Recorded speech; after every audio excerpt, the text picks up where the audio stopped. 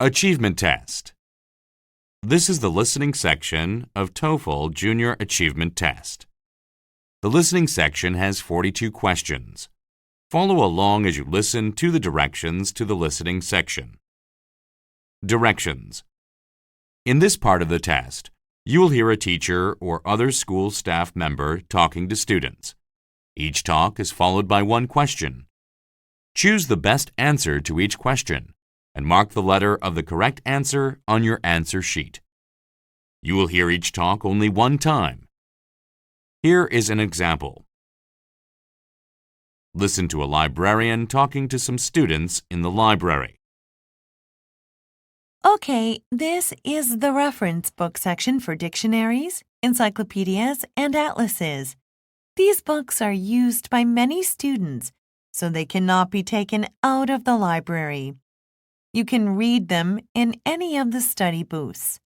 And of course, you can photocopy them if you wish. What is the librarian talking about? Now read the answer choices.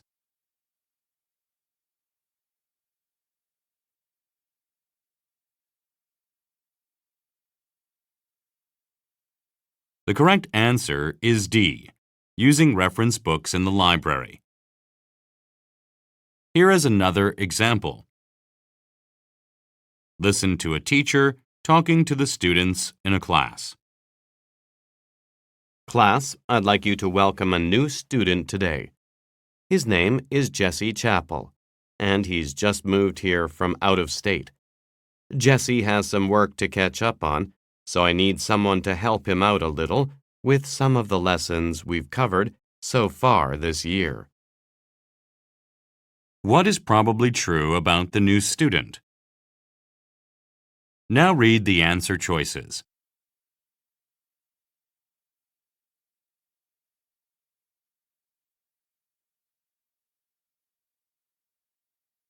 The correct answer is B. He is starting the year late at his new school. Go on to the next page, and the test will begin with question number 1.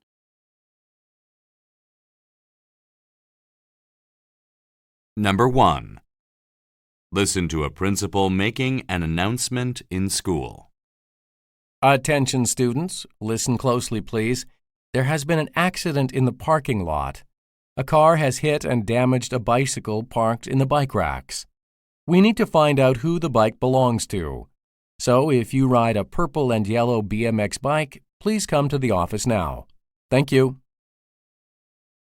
What is the purpose of the announcement?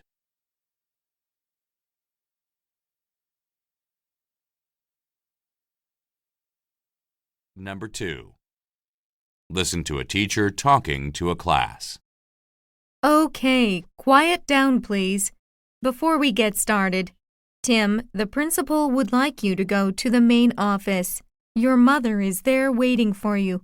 Take your coat and book bag with you. You'll be going home early today. There's nothing to worry about, Tim. In fact, I believe that it's good news.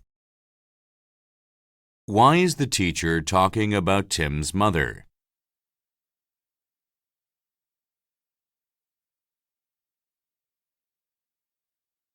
Number 3. Listen to a principal making an announcement in school. Attention, please. As some of you might know, one of our students is currently at home with the chicken pox. Our school nurse asks that if any of you show symptoms of the chicken pox, please visit her immediately. These symptoms include nausea, fevers, aching, headaches, a loss of appetite, and, of course, an itchy rash. Please take care. Thank you. What is the subject of the announcement?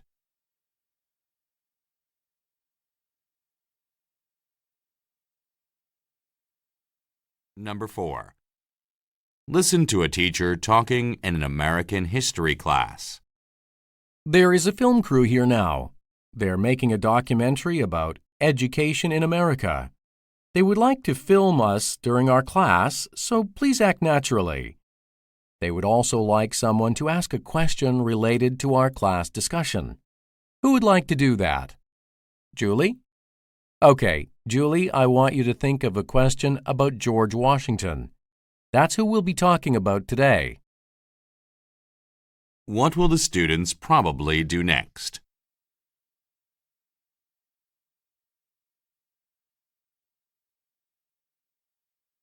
Number 5.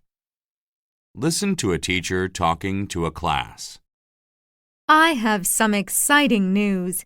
The new season of Teen Idol is coming to town. They're looking for talent, and they want us to tell you about the auditions. They'll be held on July 7th at the Town Hall. Students aged 11 to 16 are welcome to try out.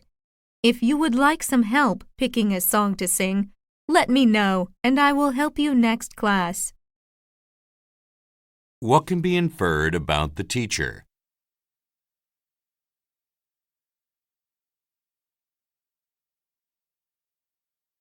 Number 6. Listen to a principal making an announcement in school.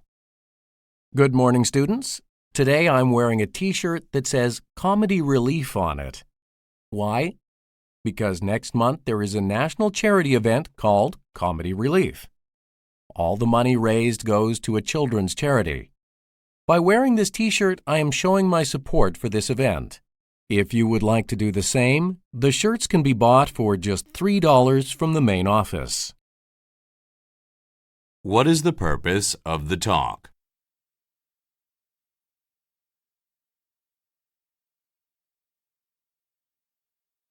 Number 7. Listen to a teacher talking in an art class. Before you go, I want to mention something. We've recently been informed that State University is offering scholarships of $2,000 each to 5 middle school students. Art students with straight A's may apply. You can use the money to pay for extra classes. Or maybe you want to take a trip to the Louvre Museum in Paris. If you have questions, come see me. What is the teacher mainly talking about?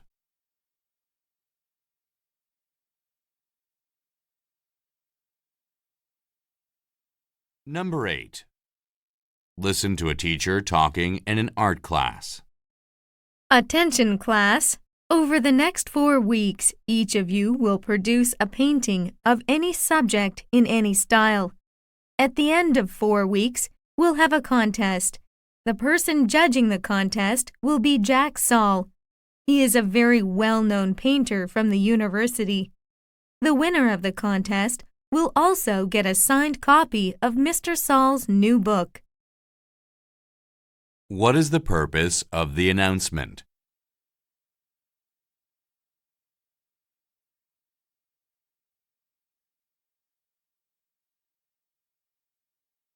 Go on to the next page. Now you will hear some conversations. Each conversation is followed by 3 or more questions. Choose the best answer to each question and mark the letter of the correct answer on your answer sheet. You will hear each conversation only one time. Questions 9 through 12. Listen to a conversation between 2 students. Excuse me, are you Joseph Riley? Yes. Hi, I'm Alexis Moore. Mr. Hardy, our homeroom teacher, asked me if I could show you around, since this is your first day here. Oh, yeah. Hi, it's nice to meet you. Thanks a lot for doing this. I'm from Kansas, and my school was half this big. It took me about 10 minutes to find the main office this morning. It is easy to get lost here, especially if you're new. I remember on my first day, I was late for almost every class. Thankfully, my teachers were pretty cool about it. This school is designed like a maze. There are so many hallways and classrooms. It seems that way, huh? But once you become familiar with it, it's pretty easy to get around campus. Don't worry too much about it. After a week, you'll be able to walk to your classes with your eyes closed. Speaking of which, what class do you have next? English with Mrs. Boone in room 412. Isn't the 400 building farther down? There you go. You're figuring it out already. After this period is lunch. Do you want to eat together? Yeah, sure. Now answer the questions. Number 9. Why is the girl showing the boy around?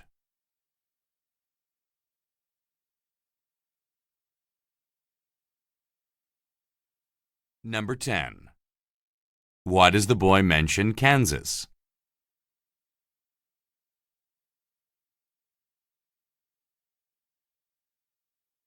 Number 11. What happened to the girl on her first day at school?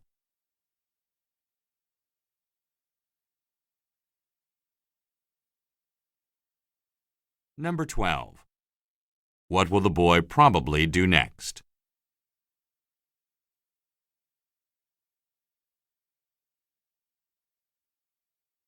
Questions 13 through 16.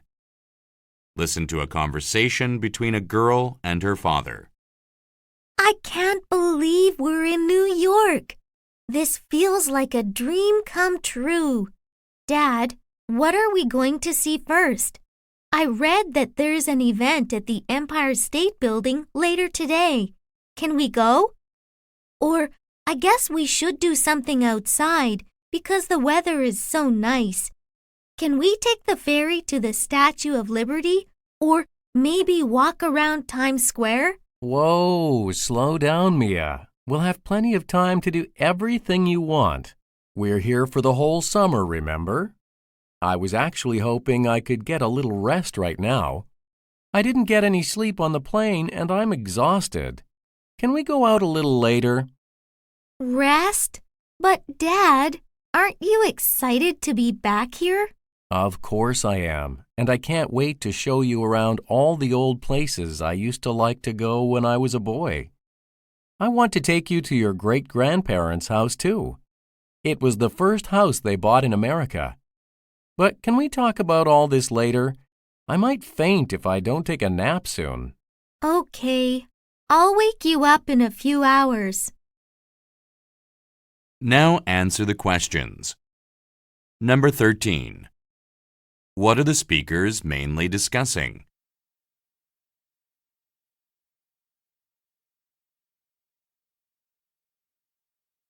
Number 14. What does the father want to do first?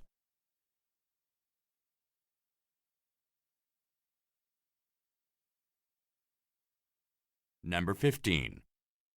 Why does the father want the girl to see her great-grandparents' house?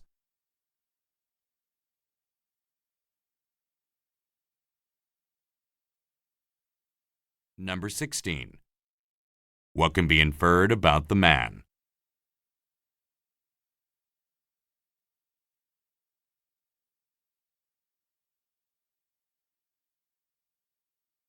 Go on to the next page.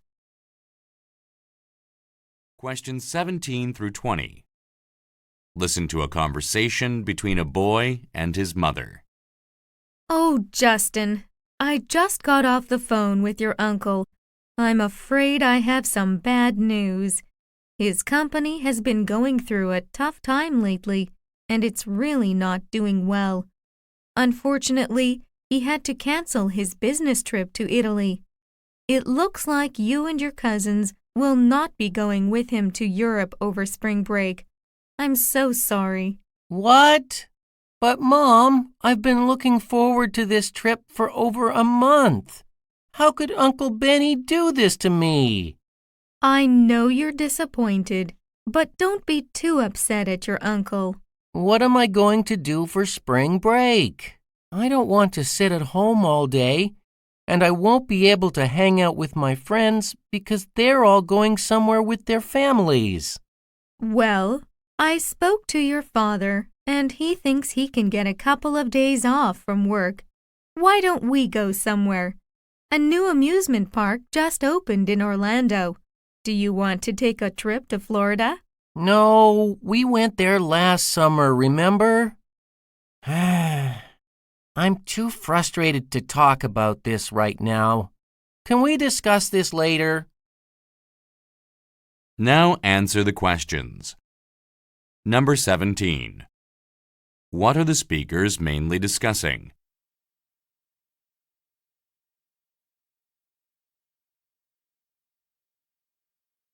Number 18. Why did the boy's uncle cancel the trip to Italy?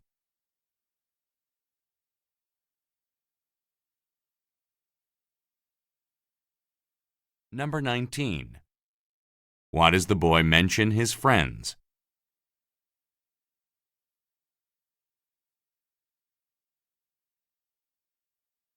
Number 20. What does the woman suggest the boy do during spring break?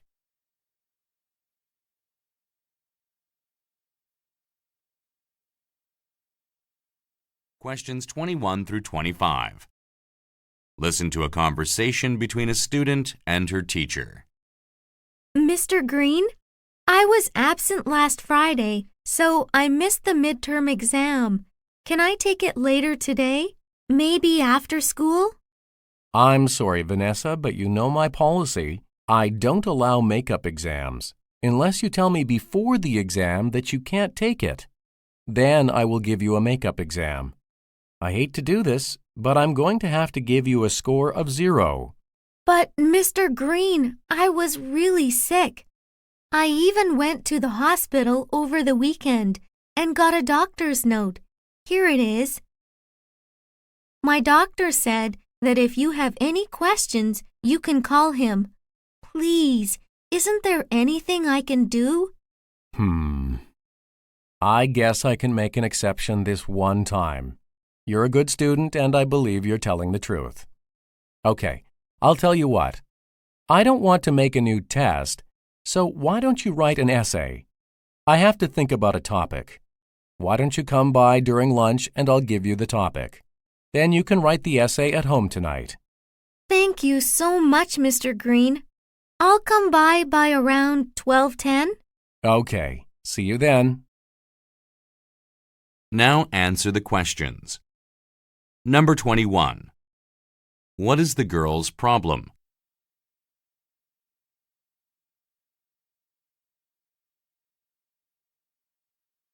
Number 22. What did the girl do over the weekend?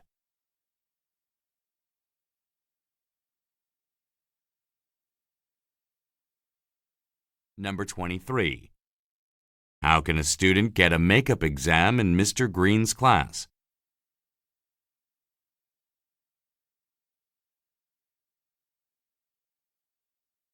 Number 24. Why does the teacher mention a score of 0?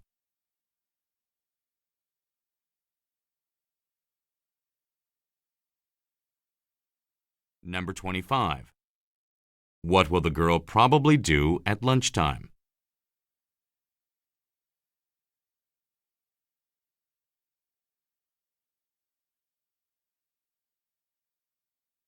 Go on to the next page.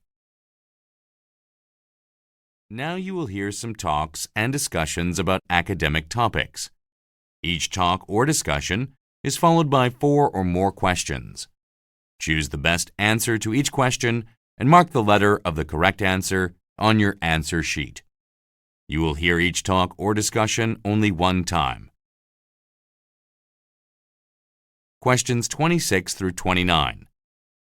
Listen to a teacher talking in a geology class. Every precious gem has a feature that it is known for. The ruby is red, the emerald is green, and the sapphire is blue. If the gem is clear and sparkles, then it is a diamond. But of all the gems, there is one that has a very special feature.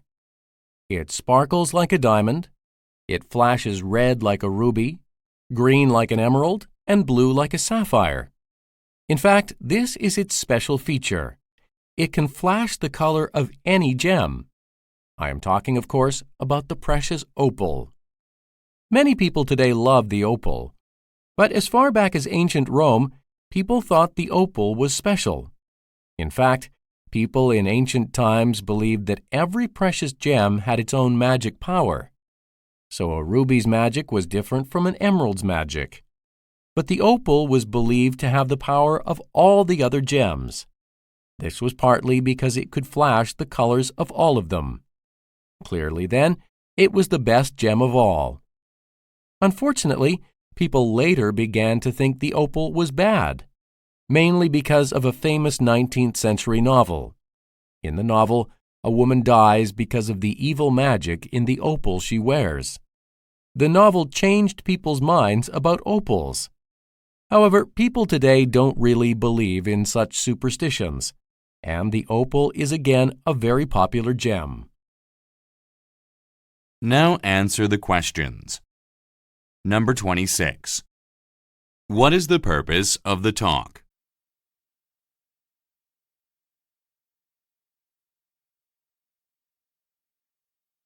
Number 27. According to the teacher, why is the opal very special?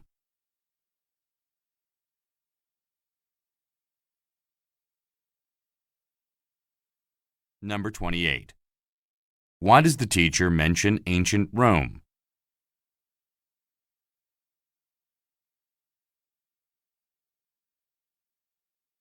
Number 29. Why did many people change their minds about opals in the 19th century?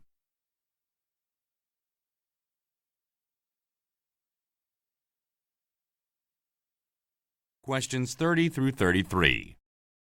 Listen to a teacher talking in a science class. Earthquakes are a kind of sudden and often violent shaking of the ground. They can cause a lot of damage and even kill people. This shows just how powerful the forces of nature can be. My cousin lives in Japan, and she said that they have earthquakes all the time. That's right. There are a lot of earthquakes in Japan, and there's a reason for that. It's because the surface of the Earth is made up of a number of different parts called tectonic plates. These plates basically float on top of hot melted rock known as magma. Magma is a bit like what comes out of a volcano. Anyway, the plates are constantly moving around, and when the edges of the plates rub up against each other, it causes an earthquake. Unfortunately, Japan is located right where the edges of several tectonic plates meet and often rub together. The plates are also what make the continents of the Earth slowly move. The continents move? What do you mean? Well, a long time ago, America and Europe, Asia and Australia were all joined together. Look at this world map. You can see that it's like a massive jigsaw puzzle that all fits together. And everything is still moving, even today, but very slowly. Wow! How do we know this? I mean, who first came up with this idea of tectonic plates? Good question. Let's talk about that. Now answer the questions. Number 30. What is the main topic of the discussion?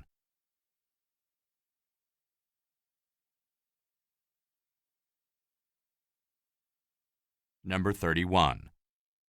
Why does Japan have a lot of earthquakes?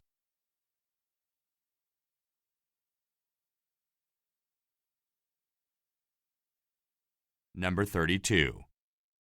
Why does the teacher mention a jigsaw puzzle?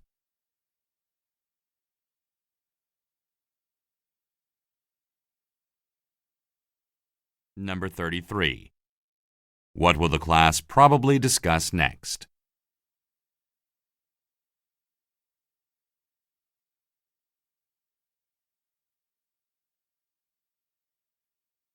Go on to the next page. Questions 34 through 37. Listen to a teacher talking in a social studies class. There are few things that have been more important to people throughout history than perfume. It is one of the oldest inventions in the world. In every age, people spent a lot of time and energy making and using perfumes. Some people think ancient Egyptians were the first people to use perfume, but that's not actually true. Perfume came to Egypt from the Middle East. Beginning about 4,000 years ago, people from the Middle East burned special wood so the scent of the smoke filled the air. This wood is still used today. We call it incense. Later, Egyptians dipped wood in oils, and the oils took the scent from the wood. Then they rubbed that oil directly on their skins. They also took baths in the oil. This was something that they really loved doing. The ancient Greeks and Romans loved bathing in perfume too. In fact, the Romans built many large, fancy baths for everyone to use. They also made many kinds of oil perfumes. In ancient Rome, most people put on perfume at least 3 times a day. They even put perfume on their pets and horses. Later on, the Arabs discovered a new way to make perfume. They figured out how to take the different scents out of flowers and put them into water. This was much better than the older methods with wood and oil. In fact, this is the same way we make perfume today. Now answer the questions. Number 34. What is the talk mainly about?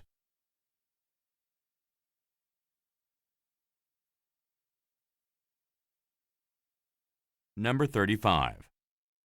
How did people first use perfume?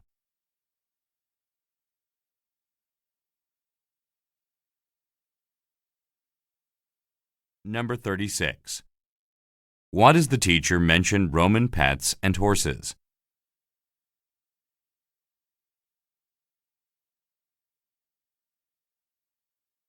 Number 37.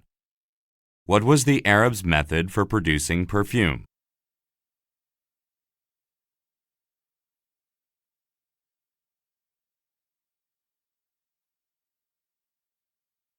Go on to the next page. Questions 38 through 42. Listen to a teacher talking in a science class.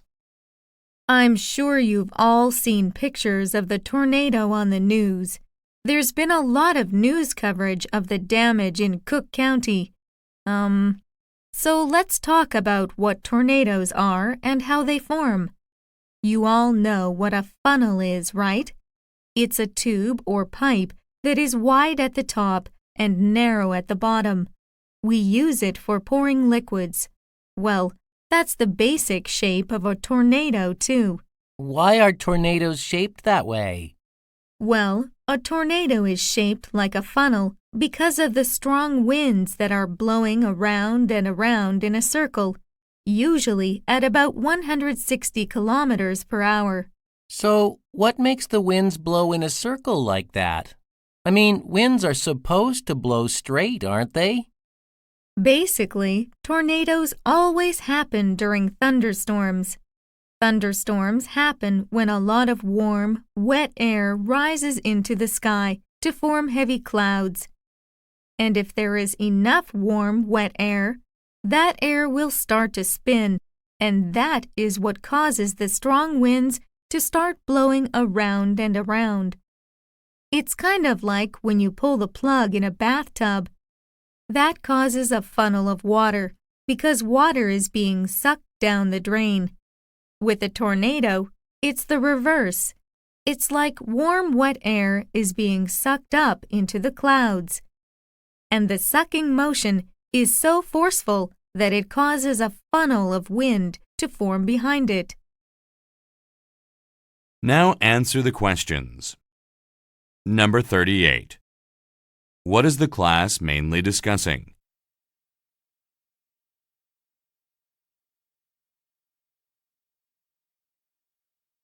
Number 39.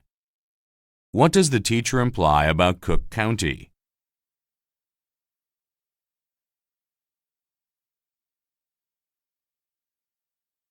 Number 40. What causes the strong winds of a tornado?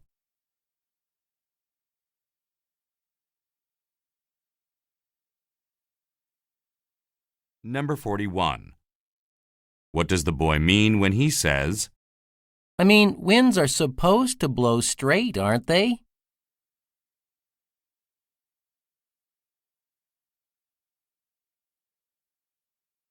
Number 42. When do tornadoes always happen?